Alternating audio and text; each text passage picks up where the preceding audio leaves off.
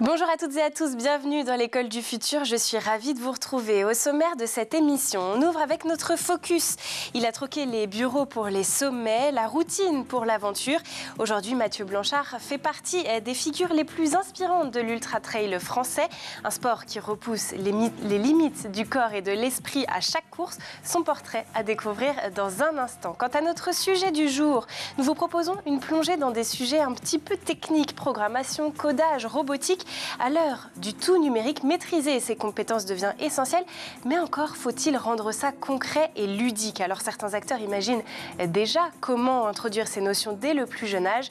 C'est le cas d'HelioBot, un petit robot malin qui permet d'apprendre à coder en s'amusant, en famille ou à l'école. On en parle avec notre invité Romain Boutroy, fondateur d'HelioBot et ingénieur en robotique. On découvre tout ça dans un instant. D'abord, place au focus.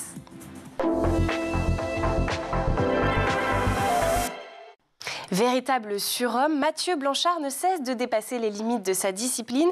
Spécialiste de l'ultra-trail, il inspire les gens qui le suivent par ses exploits au pas de course. Une chose est sûre, cet ancien participant de Koh-Lanta n'a pas fini de faire parler de lui. Son portrait à découvrir aujourd'hui, signé Dylan Coller. Aujourd'hui, c'est sport. On s'intéresse à un athlète hors du commun, un homme qui court des centaines de kilomètres dans des conditions extrêmes, Mathieu Blanchard. Grand passionné de défis, le natif de Cavaillon grandit en Guadeloupe, loin des montagnes et des sentiers escarpés. Il suit d'abord une carrière d'ingénieur et à son arrivée au Canada en 2014, il découvre la course à pied qu'il commence simplement pour garder la forme. Mais très vite, il se prend au jeu, enchaîne les marathons et tombe amoureux de l'ultra-trail. Consacré à 100% à sa passion, il devient en l'espace de quelques années une figure incontournable de cette discipline. Il se fait notamment remarquer après avoir terminé 2 fois sur le podium de l'ultra-trail du Mont Blanc, dit UTMB, une des courses les plus prestigieuses au monde. J'ai un petit peu d'expérience sur tout un tas d'événements qui peuvent arriver sur un ultra-trail, sur une aventure comme ça. Mais mes principales appréhensions, c'est vraiment la réaction que va avoir mon corps face au dénivelé et puis à l'altitude. C'est pas facile, hein. J'ai déjà un peu mal à la tête. On dirait que le corps et l'esprit te donnent toujours le goût de perdre confiance en toi. Faut prendre ça comme des micro-défis en permanence. En 2019, il participe à l'émission Koh-Lanta les 4 terres, où il se distingue par ses performances physiques, bien que son aventure soit écourtée par un collier d'immunité. Cette expérience accroît sa notoriété et lui permet de partager sa passion pour le trail avec un public plus large. Mais c'est en octobre 2024 qu'il frappe fort, en remportant pour sa première participation la Diagonale des Fous à La Réunion. Une course de 175 km avec 10 000 mètres de dénivelé positif. Le moins que l'on puisse dire, c'est que Mathieu en a dans les jambes. Et comme il ne fait pas les choses à moitié, il remporte début février 2025 le Yukon Arctic Ultra, course de plus de 600 km dans des conditions polaires. Température allant jusqu'à moins 40 degrés, isolement total, rationnement extrême, une épreuve où l'endurance physique ne suffit pas et où la force mentale prime. Véritable couteau suisse, Mathieu Blanchard est aussi un créateur de contenu passionné. Sur sa chaîne YouTube, suivi par des milliers d'abonnés, il partage son quotidien de sportif de haut niveau entre préparation, entraînement et stratégie de course. Un véritable voyage dans les coulisses d'aventures hors normes. Une source d'inspiration pour tous ceux qui souhaitent se dépasser au-delà de leurs limites. Prêt pour partir à l'aventure. Je vous dis à bientôt. Ciao!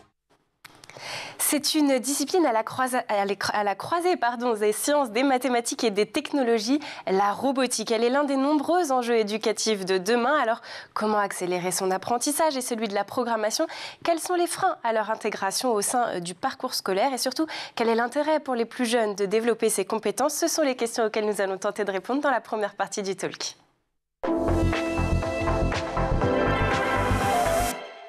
Et pour en parler avec moi aujourd'hui, Romain Boutroy, ingénieur en robotique et fondateur d'Heliobot.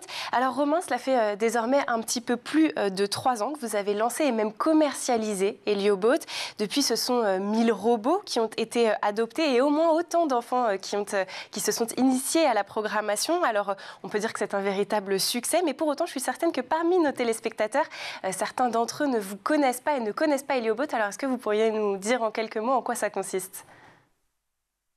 Bien sûr, avec plaisir. Le but d'Heliobot, en fait, c'est que c'est un petit robot qui agit comme un compagnon, finalement, pour accompagner les enfants, donc les enfants à partir de 10 ans et puis les plus âgés, dans l'apprentissage des sciences, des technologies, voire de l'ingénierie. Donc c'est un petit robot qui arrive sous forme d'un kit que les enfants vont pouvoir construire eux-mêmes. Pour ça, il n'y a pas besoin de compétences particulières. Un simple tournevis suffit. En plus, il est inclus dans la boîte. Et après, ils vont pouvoir apprendre à le programmer au fur et à mesure dans une aventure à la fois ludique et amusante. Alors, à qui s'adresse ce petit robot ? Plutôt aux écoles, aux familles ou même peut-être les deux ? Eh bien, en fait, il s'adresse aux deux. On avait commencé historiquement à le commercialiser auprès des familles. Donc, ça a tout de suite très bien marché puisque ça permet d'avoir des activités à faire assez sympas en famille. Et en fait, rapidement, le milieu enseignant s'est intéressé à notre produit puisqu'en fait, il répond à une problématique qui est l'apprentissage de la programmation. Ça fait plusieurs années maintenant que la programmation fait partie du programme, que ce soit au collège, au lycée, et même ça commence à arriver en primaire. Donc au fur et à mesure, on a développé une gamme de produits à destination de l'enseignement, et ainsi évidemment aussi que les ressources pour guider les enseignants dans l'apprentissage et l'enseignement de la programmation dans leur classe. Alors on va en reparler plus longuement, bien évidemment, de la formation des enseignants que vous proposez lorsque vous leur proposez Heliobot. Vous êtes ingénieur, je le disais, de formation spécialisée en robotique. Comment est née l'idée d'Heliobot ? Alors l'idée d'Heliobot, elle est venue justement pendant mes études, puisqu'en fait moi j'ai toujours été très curieux. Donc ce qui se passait, c'est que pendant mes études, quand j'étais pas en cours, j'étais dans des assos et notamment des Fab Labs, donc dans ces lieux où on trouve des imprimantes 3D, des machines pour faire de la découpe numérique et surtout des passionnés de sciences, de tech et de partage. Donc finalement, la journée, j'étais à l'école et les soirs et les week-ends, j'étais dans les Fab Labs à bricoler des projets et surtout à partager avec des personnes qui ne connaissaient pas encore certains sujets. À ce moment-là, on était sur les débuts de l'impression 3D, des drones, qui est d'ailleurs devenu un de mes premiers métiers. Et donc c'est un peu là où c'est né. Ça a commencé en faisant des ateliers où on bricolait un petit peu avec ce qui nous passait sous la main. Et au fur et à mesure, je me suis dit, comment est-ce qu'on pourrait packager un peu tout ça dans un produit, et puis idéalement qu'on pourrait retrouver facilement à la maison sans avoir besoin de passer des heures et des heures sur Internet à savoir quel capteur, quel moteur, etc. il fallait qu'on achète pour se retrouver avec un projet un peu bricolé. L'idée, c'était vraiment de proposer quelque chose de clé en main pour qu'on se concentre sur l'apprentissage et non pas à passer des heures à débugger notre produit qui fonctionne pas parce que on n'a pas encore toutes les notions nécessaires. Et pourquoi s'adresser à un public aussi jeune ? Parce que je comprends votre envie de partager, mais pourquoi partager avec les plus jeunes ? En fait, ce qui est génial, c'est que les enfants, ils ont encore cette curiosité, cet émerveillement, ce qui fait qu'en fait, dès qu'on réussit un programme ou qu'on voit un robot s'animer à cet âge-là, tout de suite, ça devient très magique. Plus le fait que c'est un âge où on est encore dans des processus d'apprentissage, que le jeu, malgré tout, ça reste encore omniprésent. Donc en fait, c'est une tranche d'âge qui est venue un peu naturellement en testant le produit ou en le proposant aux adultes et qui finalement se disent en fait ce serait très bien que je puisse le faire aussi avec mon enfant. Donc c'est un peu comme ça au fur et à mesure de la conception du produit et du cheminement du projet que c'est venu s'adresser aux enfants. Et là après, aujourd'hui, la tranche d'âge à partir de 10 ans. C'était la question que j'allais vous poser justement. Quelle tranche d'âge vous visez ? Alors on commence à partir de 10 ans, puisqu'en fait, comme je disais, le robot, il y a une partie d'assemblage. Donc en fait, ça permet aux enfants de pouvoir construire eux-mêmes le robot, puisqu'en fait, même s'il est pensé pour être, il n'y a pas de soudure ou de choses techniques à faire, on a besoin que de visser ou clipser des éléments globalement. Donc disons, ça permet qu'ils commencent à être assez habiles de leurs mains pour pouvoir construire le robot. Mais finalement, on se rend compte que même à partir de 8 ans, ou globalement à partir du moment où ils savent lire, la programmation devient accessible, notamment grâce à l'application qu'on a conçue pour eux. Et alors, comment se déroule pour l'expérience pour un enfant qui reçoit le kit étape par étape? Qu'est-ce qui va se passer? Alors la première étape, dès qu'il reçoit le kit, dans la boîte, il va retrouver donc une notice avec tous les éléments. Il y a environ une quinzaine d'éléments, plus de la quincaillerie, pour assembler le robot. Donc il va être vraiment guidé étape par étape de mettre le moteur dans la coque, le deuxième moteur, rajouter la carte mère, le visser, clipser la batterie, ajouter la deuxième coque, etc. Donc ça, on l'a vraiment pensé sous un format le plus simple possible. C'est aussi pour ça que le robot, il n'est pas compliqué, il n'est pas composé de centaines de pièces pour éviter de s'y perdre. Globalement, en 20 à 30 minutes, un enfant d'une douzaine d'années a assemblé le robot. Une fois qu'il est assemblé, on peut s'arrêter là, déjà, puisque le robot arrive préprogrammé avec des programmes de démo où on va pouvoir interagir avec notre main. Le robot va détecter notre main, essayer de l'éviter, on va pouvoir lui faire suivre une ligne, lui faire éviter de tomber du bord de la table, etc. Mais l'idée, c'est qu'on pousse finalement les enfants à programmer eux-mêmes leur robot. Donc pour ça, on leur a conçu une application sur laquelle ils vont trouver plusieurs choses. La première, c'est d'autres tutoriels, cette fois-ci de programmation, et donc évidemment des outils de programmation. Pour les plus jeunes, c'est de la programmation par bloc. Donc ils vont finalement assembler des briques pour créer un premier programme et l'envoyer au robot. Et en fait, on a pensé un parcours où il y a quelques exercices avec un niveau croissant. Et très régulièrement, on propose un défi pour valider finalement ce que les enfants ont appris dans les premiers exercices. Donc, il y a ce côté un petit peu de challenge finalement de réussir ces exercices-là. Et ça permet également de valider finalement le passage à un niveau supérieur et ainsi de suite. Finalement, c'est illimité l'utilisation d'Heliobot, c'est-à-dire qu'on peut toujours ajouter des fonctionnalités supplémentaires ou vous avez quand même un cadre? Alors, on propose un cadre pour justement initier ceux qui débutent. Mais en fait, c'est un projet qui est né dans un espace où la notion de communauté était très importante. Les Fab Labs, c'est même le monde de l'open source, où on rend finalement les objets ouverts pour un plus grand nombre. Donc en fait, une fois qu'on a fait ces tutoriels et ces aventures, on peut tout à fait continuer à créer soi-même. Nous, on est là pour un peu créer la curiosité et la créativité autour de la robotique. Mais il y a beaucoup d'enfants qui souhaitent aller plus loin. Donc pour ça, en fait, on a créé une communauté d'utilisateurs où on va retrouver donc des parents, des enfants, des enseignants et puis des ingénieurs pour justement guider un petit peu les enfants dans des projets.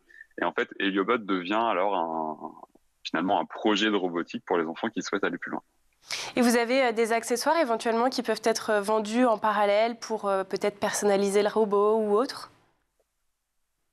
Oui, complètement. On a plusieurs accessoires. On a des accessoires, on va dire, fonctionnels pour ajouter des nouvelles fonctionnalités au robot, pour lui ajouter des capteurs en plus, des moteurs en plus, etc.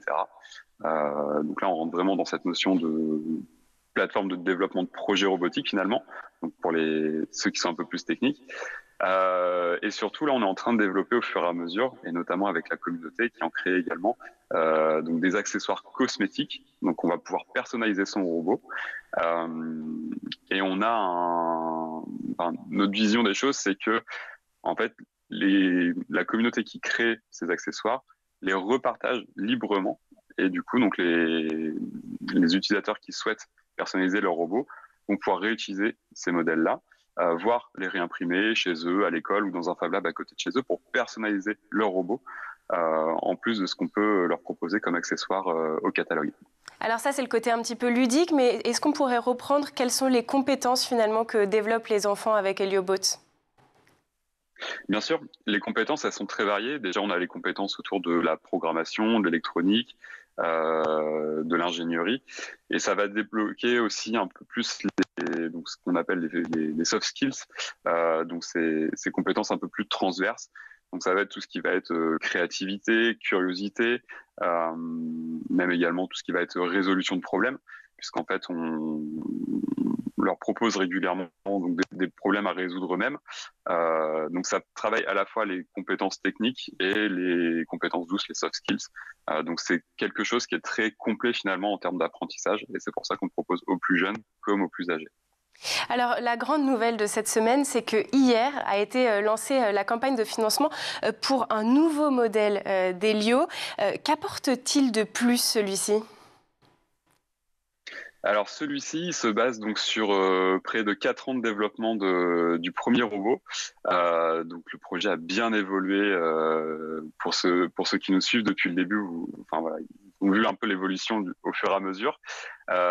Donc celui-ci, il reprend finalement les bases de ce qui fonctionne sur les premières versions de robots, et il rajoute un côté communicant, puisqu'en fait on va pouvoir interagir au travers des émotions de notre robot. Donc j'en ai un là si vous souhaitez. Donc en fait il va avoir des petits yeux que les enfants vont pouvoir programmer également, plus le fait qu'il soit beaucoup plus mignon et sympa à prendre en main. Bon, écoutez, on va continuer à en parler. C'était pour donner un petit peu de suspense, mais il est déjà temps de prendre une petite pause dans nos discussions, et pour ce faire, cap sur la planète tech. Images et vidéos, c'est le meilleur d'Internet, c'est l'œil de Dylan Kohler.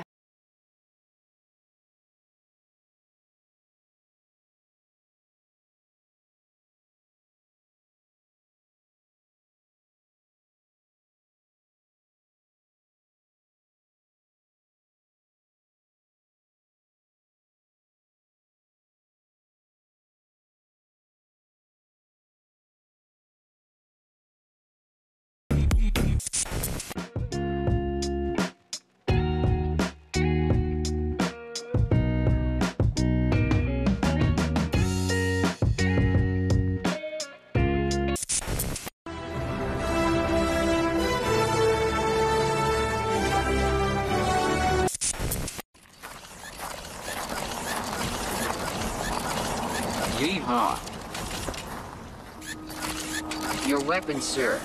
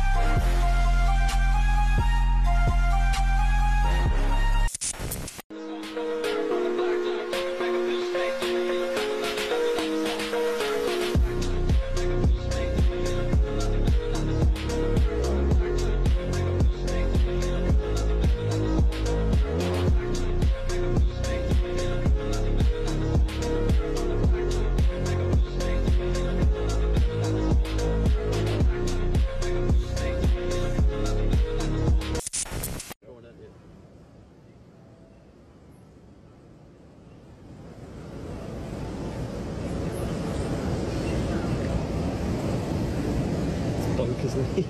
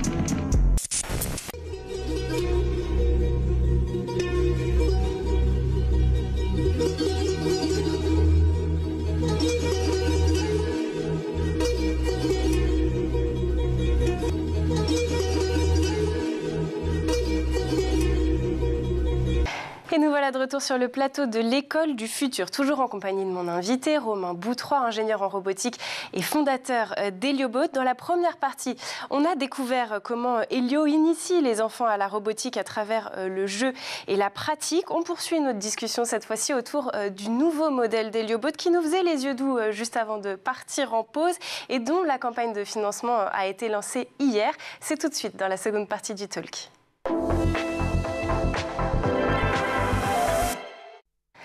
Alors Romain, juste avant de partir en pause, vous avez pris le temps de nous expliquer rapidement quelles étaient les différences entre la première et la seconde version d'Helio.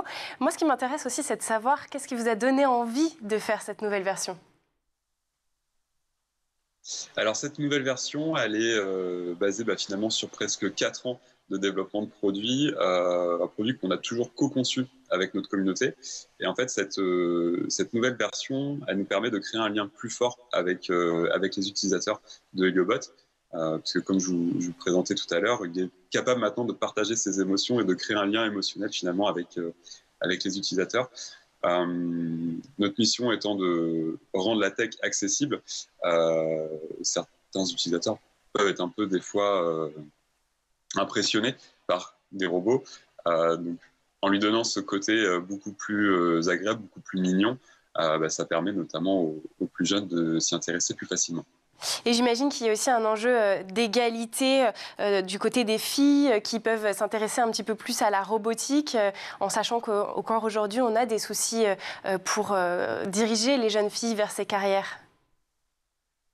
Oui, tout à fait. Et puis on voit très bien cet écart sur les bancs de l'école ou même dans le monde du travail. Donc c'est vrai qu'il y a ce sujet un peu finalement d'intégrer plus de filles dans les milieux techniques, ingénieurs. Et donc c'est quelque chose qui aujourd'hui on arrive plutôt bien finalement grâce à ce petit robot, cette nouvelle version d'Heliobot qu'on a déjà testé ces dernières semaines. Et ce qui est génial, en fait, c'est qu'on se rend compte que les filles ont tendance à être déjà avoir un peu des freins, mais finalement, quand on commence à leur proposer de la programmation et qu'elles voient le résultat de ce qu'elles font, finalement, elles se prennent au jeu très rapidement et en plus, on sent une réelle motivation chez elles et ça se ressent finalement dans la qualité de leur programmation notamment. Bon, peut-être que vous allez créer des vocations grâce à Helio, c'est ce qu'on souhaite en tout cas. Est-ce que c'est plutôt une évolution technologique ou une nouvelle approche pédagogique ? C'est un peu un mélange des deux parce qu'évidemment, je vous présentais le côté émotionnel, mais derrière, on est sur si on parle un petit peu de technique, sur un processeur plus puissant, sur des capacités de programmation, de calcul, etc., qui sont évoluées. Mais ça, à la limite, c'est un petit détail pour les geeks. On est aussi sur une approche, un changement finalement aussi de l'approche pédagogique. Nous, notre vision de la pédagogie, c'est vraiment d'apprendre en faisant. Typiquement, ça arrive souvent, que ce soit quand on fait des animations ou avec les enseignants, les enfants nous demandent parfois est-ce que mon programme est bon ou est-ce que tu penses que ça va fonctionner ? La réponse à chaque fois, c'est essaye, envoie-le à ton robot. Et ce qui est génial, c'est que le robot a ce côté impartial, c'est qu'il exécute exactement, strictement ce qu'on lui dit de faire. Donc si le programme n'est pas bon, finalement, le robot va nous montrer. Et il permet aussi de rendre l'erreur amusante, puisqu'en fait, si notre robot fait quelque chose qu'on n'avait pas prévu, on va être surpris, ça va nous faire rire, donc ça dédramatise l'erreur finalement, et puisqu'on l'a pensé de façon très simple à programmer, et finalement après on peut retourner sur l'ordinateur, sur notre programme, faire les modifications, et puis au fur et à mesure, en essayant, on arrive au résultat qu'on souhaitait. Est-ce que ce nouveau robot est compatible pour interagir avec les anciens ? Pour les familles qui voudraient avoir les deux versions ? Les anciennes versions, oui, tout à fait. Et ça fait partie justement des contributions qu'on a prévues dans la campagne.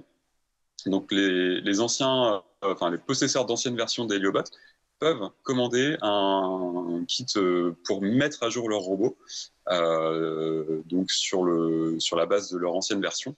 puisqu'en fait, on fait évoluer la version, mais on n'est pas sur un renouvellement. Donc, ça permet vraiment pour les plus anciens, les utilisateurs de la première heure qui ont acheté leur premier Heliobot il y a 3 ans ou plus, et ben finalement, c'est toujours compatible. Donc, le logiciel est 100% compatible avec toutes les versions de façon la plus transparente. Donc, on n'a même pas besoin de choisir est-ce que j'ai la version 1, la version 2, la 2,5 ou peu importe. Donc, ça, c'est complètement transparent pour l'utilisateur. Et d'un point de vue produit, on peut faire évoluer en plus notre robot, puisqu'il est vraiment pensé pour être modifié, modifiable. Et puis, puisqu'il est pensé sous forme d'un kit, on peut très facilement le démonter et le remonter avec une nouvelle version. Et ça permet une deuxième chose aussi, c'est de la réparabilité du robot, puisqu'en fait, quelqu'un qui a acheté son Heliobot il y a 3 ans peut toujours aujourd'hui trouver les pièces détachées sur notre site internet, ou alors même réimprimer des pièces s'il s'agit d'une pièce, typiquement la coque, qui est cassée par exemple, il a fait une mauvaise chute. Et ben finalement, l'utilisateur peut réimprimer sa pièce ou alors commander les pièces comme les moteurs, les batteries sur notre boutique. Bon, donc pas d'obsolescence programmée pour Heliobot, c'est une bonne nouvelle, notamment en termes d'écologie. Je vous propose de prendre un petit peu de recul sur le sujet. Pourquoi est-ce que c'est aussi important, selon vous, d'apprendre à coder en étant jeune ? Aujourd'hui, on est quand même dans une époque où les nouvelles technologies sont omniprésentes. Les voitures autour de nous, elles deviennent autonomes. L'intelligence artificielle est sur toutes les lèvres. Même, on s'en sert quasiment au quotidien sans vraiment le savoir. L'idée d'apprendre la programmation, finalement, il y a plusieurs bénéfices. Le premier bénéfice, c'est de comprendre finalement un peu comment la machine fonctionne, comment est-ce que finalement tous ces objets avec lesquels j'interagis au quotidien peuvent fonctionner dans le but finalement, comme je disais sur l'exemple de la programmation qui exécute exactement ce qu'on lui demande. Finalement, si on n'obtient pas le bon résultat de la part d'un ordinateur ou même aujourd'hui d'une IA, c'est peut-être que j'ai mal formulé ma demande. Ça, c'est d'un point de vue tech. La programmation a cet intérêt aussi sur la structuration de la pensée, sur comment est-ce que je décompose une grosse tâche en une série de petits objectifs que je vais pouvoir résoudre un à un et finalement après les recombiner pour résoudre mon problème. Et ça, c'est quelque chose qu'on apprend facilement grâce à la programmation, mais qui s'applique à tous les sujets du quotidien au final. Donc il y a toujours un peu ces deux apprentissages entre la technique pure et une forme une forme de structuration de la pensée. Allez, on va devoir conclure cette émission, mais avant, j'ai tout de même une petite question, puisque vous êtes sur tous les fronts, puisque vous êtes en train de travailler sur un jeu mobile, je crois, destiné aux 12-15 ans. Qu'est-ce que vous pouvez nous en dire déjà ? Alors ça, c'est un projet qui est né d'un concours de start-up, où l'idée, c'est vraiment, une fois de plus, d'accompagner les enfants dans l'apprentissage des sciences et de la tech. Et en fait, on a conscience que tout le monde ne peut pas forcément acheter un robot. Donc le but, c'est d'utiliser un objet qu'on a quasiment tous au quotidien, donc le téléphone, en proposant donc une application sous forme d'un jeu. Un jeu d'ailleurs où Heliobot sera le héros.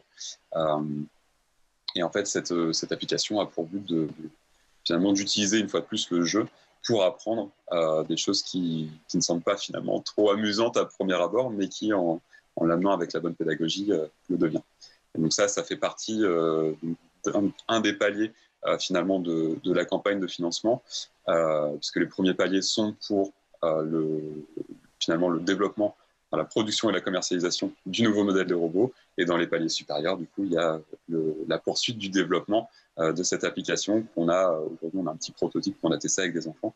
L'idée, c'est d'aller encore plus loin pour proposer un jeu complet. En un mot, le coût du nouveau robot, puisque vous l'avez évoqué ? Alors, le nouveau robot, il sort au prix de 149 €, prix public. Et pendant la campagne, on a les premiers paliers où le robot est à 99 € pour les premiers acquéreurs. Bon, merci beaucoup. Ce qu'on retiendra, c'est qu'apprendre à coder n'est plus réservé aux experts. C'est désormais un jeu d'enfant littéralement. Merci beaucoup Romain Boutroy d'avoir été avec nous. Je le rappelle, vous êtes ingénieur en robotique et le papa d'Héliobot est bien sûr bientôt d'un futur jeu. Merci également aux équipes en régie et à Édouard Degnaud d'avoir produit cette émission. Mais surtout, merci à vous de nous avoir suivis. On se retrouve dès demain à 12h30 sur School TV. D'ici là, portez-vous bien.